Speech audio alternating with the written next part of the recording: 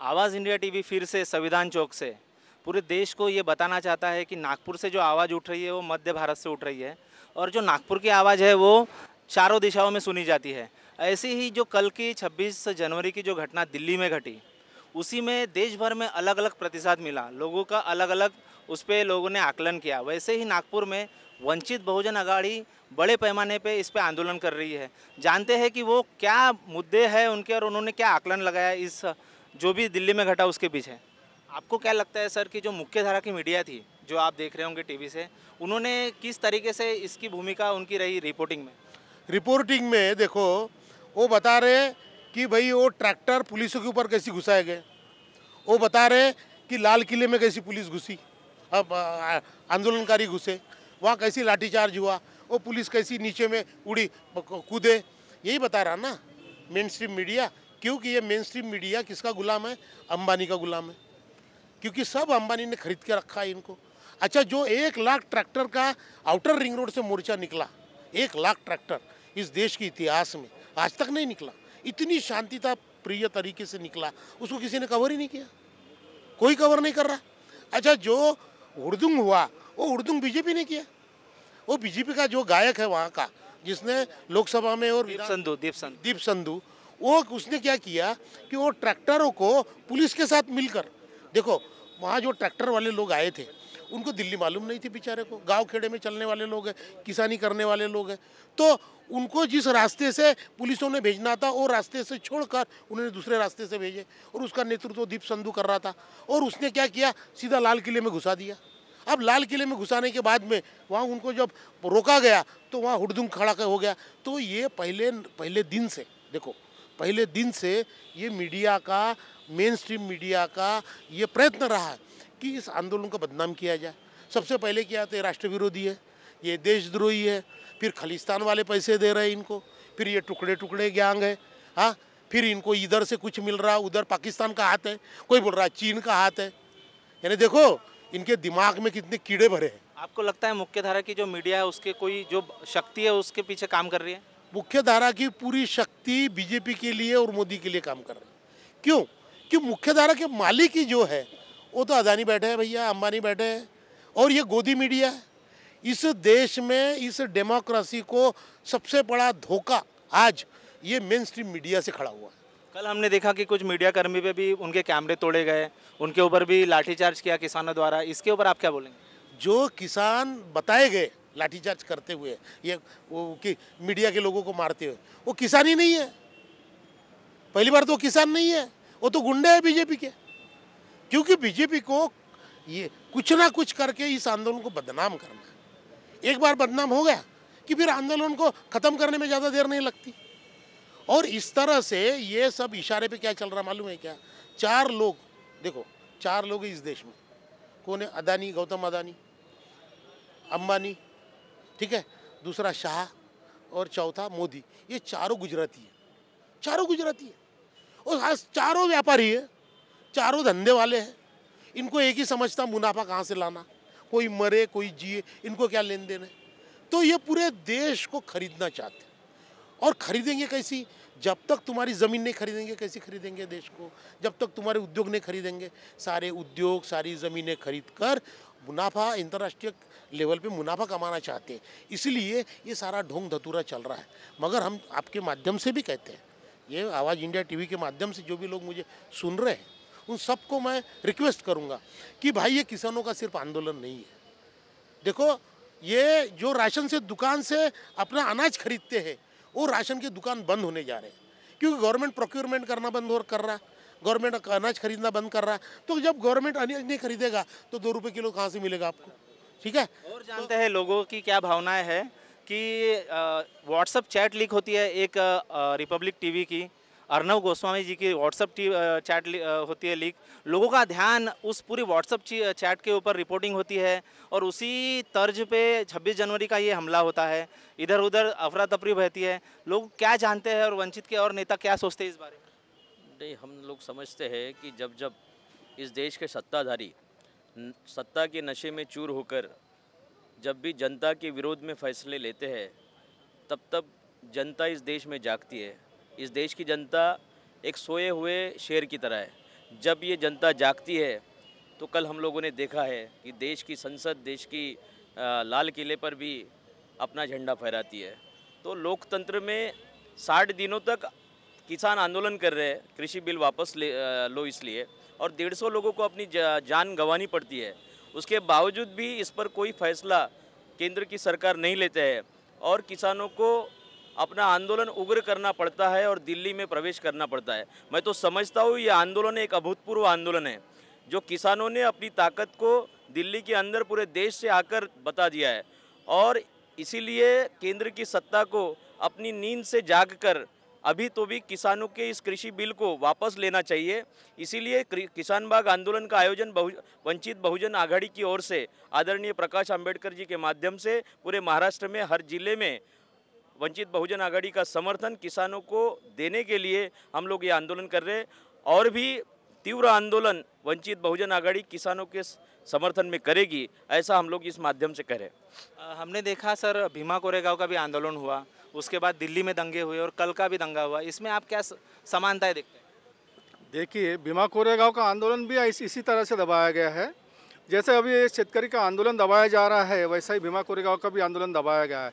ये बीजेपी की जो सरकार है, बीजेपी के सरकार के साथ साथ कांग्रेस सरकार भी मिली हुई, यहाँ पे शरद पवार भी मिला है, यहाँ पे उद्धव ठाकरे भी मिला है। ये सब शिवसेना, तुम्हारा शरद पवार और बीजेपी की सरकार, तुम्हारा मोदी और शाह, ये गुजराती सरकार भी मिली हुई है और इन्हीं सब लोगों ने हमारा आंदोलन दबाने की, कुचलने की कोशिश कर रहे हैं। इस तरह से कुचलने के बाद हम लोग नहीं मानेंगे, हमारी वंचित बहुजन आघाड़ी आगे ही बढ़ते रहेंगी और हम लोग इसमें सक्सेस हो जाएगी। सामान्य वक्त में या सामान्य दिन में भी दिल्ली में लाल किला में जो सुरक्षा होती है वो बहुत अभूतपूर्व होती है और उसके घेरे में होती है, फिर भी ऐसे वक्त में लोग वहाँ जाते हैं, एंटर करते हैं। इसके पीछे लोग बोल रहे हैं कि षड्यंत्र है। वो कौन सी ताकतें हैं जो ऐसा लगता है कि ये हो पाया कल जो हुआ? ये जो कर रहा है ये सब सरकार ही कर रहा है और वो सरकार की नींद अभी तक खुल नहीं रही कि इतने दिनों से, 60 दिनों से अगर शेतकरी बैठ रहा है, किसान बैठ रहा है, तो सरकार का कोई बनता कि नहीं है, कोई कार्य बनता कि नहीं कि क्यों बैठ रहा है, क्यों कर रहा है। तो ये सरकार किस काम की है? ये सब पूंजीवादी सरकार है और पूंजीपतियों के लिए काम करने वाली सरकार है। अभी देश के किसान को मार रहा, कभी अपन ने देखा है क्या? जन्म लिए जब से देखा है क्या कभी कि ऐसा प्रकार हुआ है? ये सरकार ना बहुत ज़्यादा कर रही है, गरीबों उनको मारने के लिए देख रही है। अभी किसान इतना उग्र हो जाएगा कि इनकी कोई वाट लग जाएंगी। तो हम वीवीए के तरफ से ये कार्य कर रहे हैं कि किसान को 3 बिल है वो रद्द होना चाहिए और किसान को न्याय मिलना चाहिए। देखिए, ये जो सरकार है 2014 से आई है, इन्होंने सबसे पहला घात किया कि शिक्षा, स्वास्थ्य और रोजगार पे इन्होंने घात किया। उसके बाद में इन्होंने पिछले साल एनसीआर, एनपी और सीए के अंतर्गत नए कानून लादे जनरल पब्लिक पर, और अब ये किसानों के ऊपर ही अत्याचार कर रहे हैं। तो ये जो इनका अत्याचार है ये किसान के लिए इसलिए करना चाह रहे कि आज इनके ऊपर कानून ला के रद्द करेगा और इनकी ज़मीन हड़प कर अडानी, अंबानी, मित्तल और शाह को देंगे। तो ये जो इनके षड्यंत्र जो चल रहा है, इन सरकार ने सोच लेना चाहिए कि षड्यंत्र इनका जब तक वो है तब तक लिमिटेड। वंचित बहुजन आघाड़ी बाड़ा साहब और नागपुर जिले के वंचित बहुजन आघाड़ी के कार्यकर्ताओं की तरफ से अब हमारी आगे की तैयारी दिल्ली की रहेगी। जो इनके मंसूबे हैं उसमें ये कामयाब नहीं होने वाले, ये हमारा ऐलान है।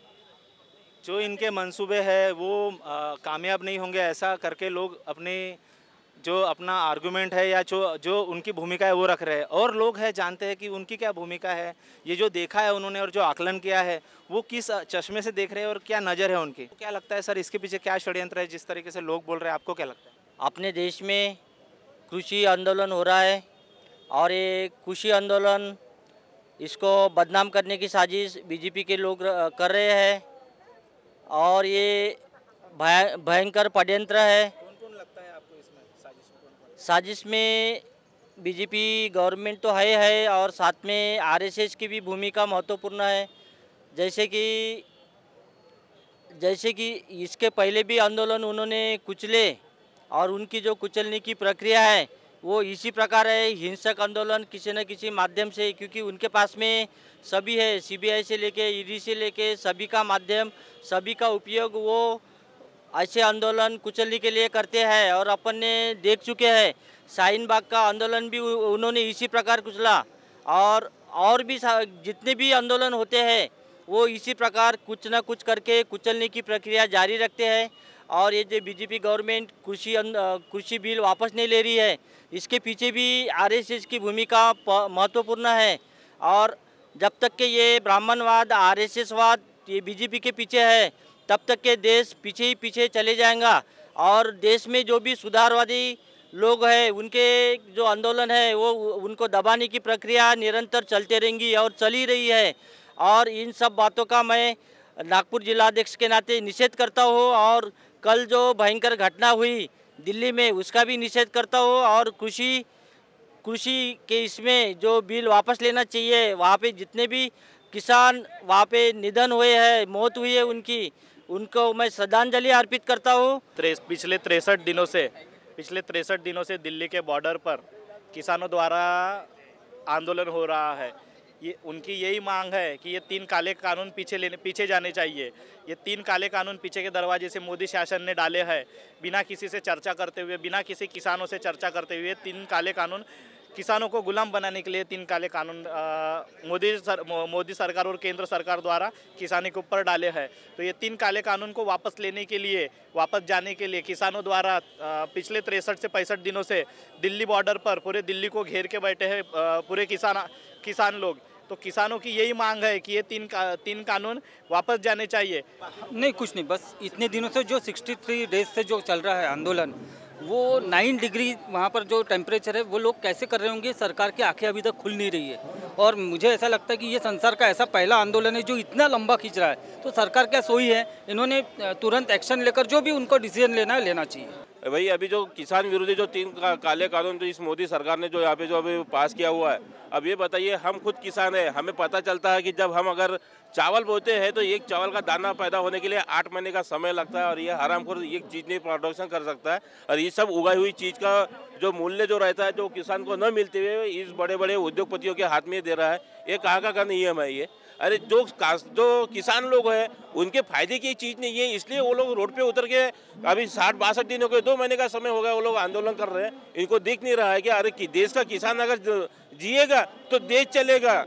ये सब बातें इनके समझ में नहीं आ रही है। और कल भी इन लोगों ने शांति प्रिय मार्ग से किसानों ने 26 जनवरी को दिल्ली पे जो आंदोलन किया है उस पे इस मोदी सरकार ने झड़पशाही लाके हुकुमशाही से उनको आंदोलन को जो बेरहमी से जो कुचला है वो बहुत गलत हुआ है। हम इस चीज़ का निषेध करते हैं। और अभी तक जो वहाँ पे शहीद हुए हैं, ये किसान होने के नाते, मैं खुद किसान हूँ, मेरी खेती है पाली उमरी में, और इस चीज़ को मैं जानता हूँ, इसलिए किसानों के समर्थन में मैं वीपीए से मैं मैदान में खड़ा उतरा हूँ। देखिए, मुझे पहले आवाज़ इंडिया के माध्यम से सभी लोगों को मैं ये कहना चाहता हूँ कि 26 नवंबर 2020 को ये आंदोलन शुरू हुआ दिल्ली में, और कल हमने इस भारत देश का 72वां प्रजातंत्र दिन सेलिब्रेट किया। 60-62 दिनों से अगर वहाँ पे ये किसान लोग बैठे हैं तो उनकी मांगे लाजमी है। मैं भी किसान परिवार से हूँ, खेतीबाड़ी करता हूँ।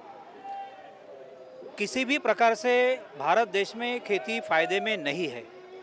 ऐसे होते हुए जो भी एमएसपी का कानून था, या जहाँ पे लोग अपनी सब्जियाँ अपना अनाज बेच सकते थे, ये सब पे अगर ये मान के चलो कि कानून के माध्यम से इन्होंने अगर पाबंदी ला दी और सभी काश्तकार लोगों की उपज ये जो बड़े उद्योगपति है वो अपने गोदाउन में रखेंगे, आर्टिफिशियल उसका शॉर्टेज निर्माण करेंगे और कम दाम में काश्तकारों से वो चीज़ लेके दुगने दाम में अगर बेचेंगे, तो ये सीधा जो उद्योगपति है उनके लिए, अदानी अंबानी के लिए मोदी सरकार ने ये कानून बनाया है।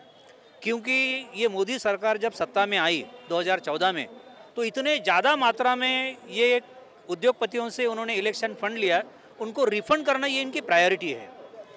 They are answerable to those big boons, not to common people. इसलिए जो 62 दिनों से ये काश्तकार लोग बैठे हैं, किसान लोग और जो खेत मजदूर लोग बैठे हैं, उनके समर्थन में और ये काले कानून के विरोध में हमारा ये आंदोलन है। अर्नब की चैट में जैसा एक शब्द प्रचलित हुआ, ट्रोल आर्मी, फेसबुक पे भी ट्रोलिंग होता है, ट्विटर पे भी ट्रोलिंग होता है और मुख्यधारा के लोग भी, मुख्यधारा की मीडिया भी षड्यंत्र के तहत लोगों को ट्रोलिंग करते हैं। तो ये जो षड्यंत्र, कल जो ये जो घटना घटी, इसमें कौन थी वो षड्यंत्रकारी और विध्वंसकारी शक्तियाँ थी, उसकी जांच हो जाए, यही यहाँ के लोगों की मांग है। धन्यवाद। आप देख रहे थे आवाज़ इंडिया टीवी।